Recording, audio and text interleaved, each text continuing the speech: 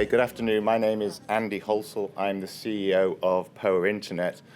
We're a scale-up based in Nairobi, Kenya, focused on solving the problem of why do Africans not engage with the internet. Only 20% of the continent uses the internet. That's a problem in itself, but if you dig a little deeper, that 20% on average uses only 1 gigabyte of data per month per person. To put that in context, that's about 1 hour of YouTube. So if the average consumption is 1 hour of YouTube, people aren't getting meaningful connectivity. They're not able to engage with the richness of the internet. Now, solving this is a huge commercial opportunity. It's a market valued at over $20 billion a year, but it's also a huge social opportunity. The internet is a fundamental enabler for so much in modern society, whether it's entertainment, social inclusion, trade, everything is dependent on the internet. And much of the continent is being stranded on the wrong side of a digital divide, and that will have profound development implications for the continent. So this problem occurs because for most people, they can only get access to the internet through cellular networks, 3G, 4G.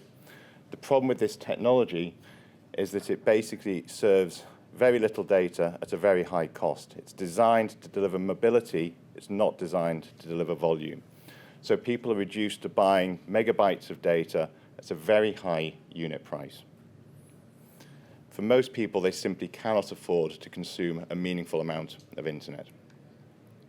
So POA's solution to this is to provide a residential broadband solution. 80% of all internet consumption globally is in the home. The home is where people want to watch movies, it's where they want to do business, it's where they want to educate their kids. People need internet in their home first and foremost. Our service offers unlimited data. People can consume as much internet as they want. There's no limits to how much they can use. We focus on offering this service to low-income urban communities. These are places that are underserved by the existing telcos and are generally ignored.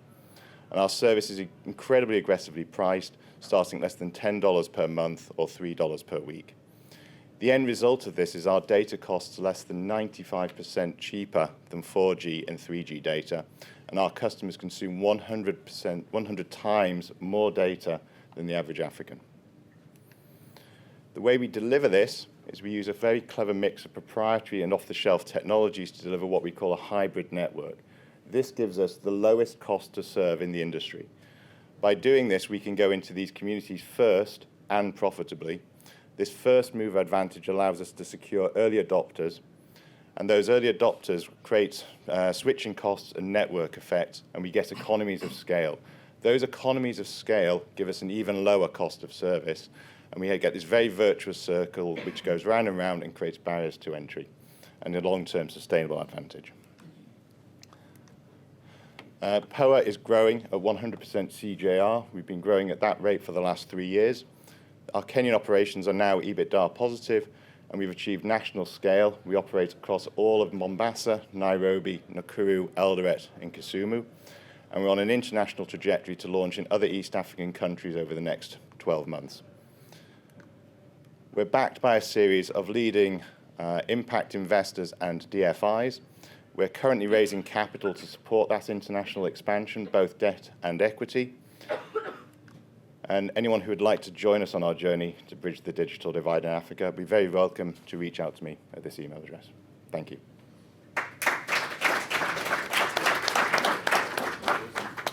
Thank you, Andy.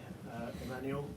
Yeah, can you say a bit more about the underlying infrastructure? You mentioned it's a hybrid of technologies. Is it fiber? Is it satellite-based? And how are you able to deliver that cheaper than 4G?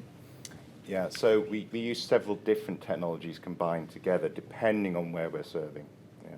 So this, I think I showed on this diagram, this is our primary technology. It's called fixed wireless access.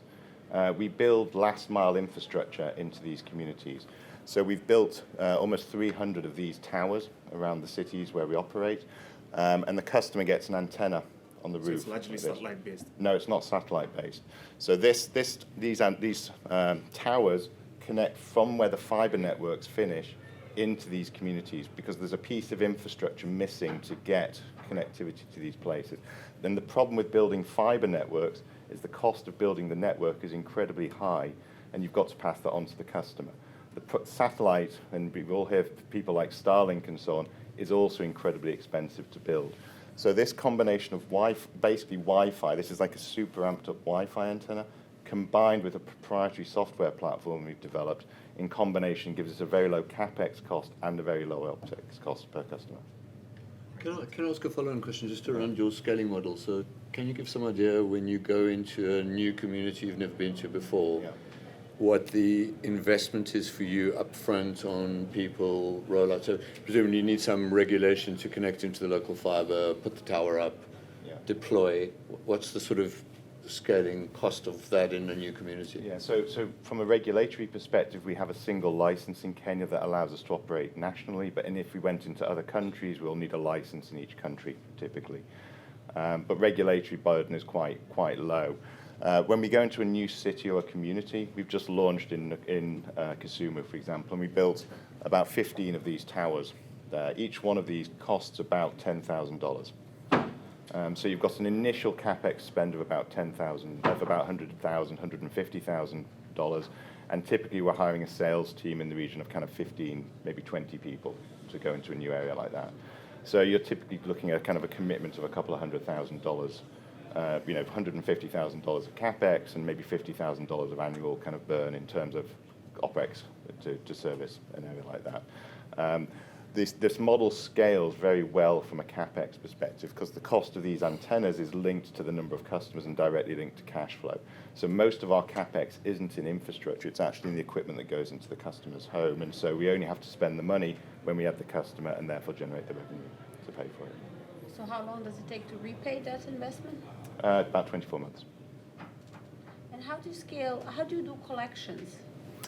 So everything is prepaid, and it's all prepaid through M-Pesa. So in Kenya, correct. I mean, we only operate in Kenya at the moment. In other countries, we'll use different mobile wallets. But customer basically sends us money. We prepay. We turn them on for 30 days or a week, depending on how much they pay, and then the billing system automatically disconnects them after 30 days if they hadn't made additional payment. How long does it take, so on that capex and the equipment that you need to deliver essentially the internet, how long does it take before one client is able to break even and cover that cost? It's about 24 months. Yeah. So the cost of this equipment, okay. We're basically our capital need now because we're sort of profitability is principally financing this equipment. So it costs us about $130 to buy this equipment and install it into a customer's house, and we get that back over about a 24-month period. So you talked about funding. How are you seeing the mix of equity versus debt capital in terms of cost of capital for equipment versus growth? Yeah.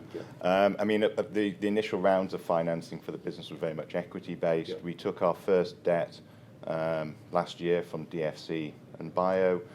Increasingly now we're at a sort of profitability stage. We should be able to finance more and more through debt. Increasingly we're moving hopefully away from DFI type debt towards kind of commercial type of debt. The current financing we're raising also includes equity, but that's primarily to put an equity layer down for these new countries that we're going into. Thank you. This is a slightly philosophical question, but I'm guessing this model doesn't work in the rural context, right? But your narrative, but that's where it's most needed. So I'm thinking, how do you think I'm not sure I'd agree that it's most needed in a rural context, the strategy we're following is to play to this huge urbanization that is going on. So these communities, these urban communities are fundamentally unconnected. If you live in a rich part of Nairobi, you can get fiber, you can get all sorts of services. If you live in the lower income part of Nairobi, you can't get access to good quality internet at a low price. So, yes, there is a rural problem, but we've got these huge urbanization occurring. So Nairobi is predicted to go from about 5 million people today to 15 million people in the next 15 years. These cities are going to stop working unless they digitize. So there's a huge problem at an urban level as well.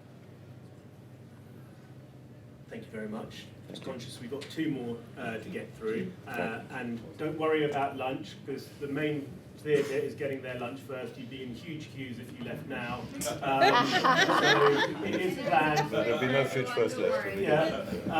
But Andy, thank you very much. Thank you.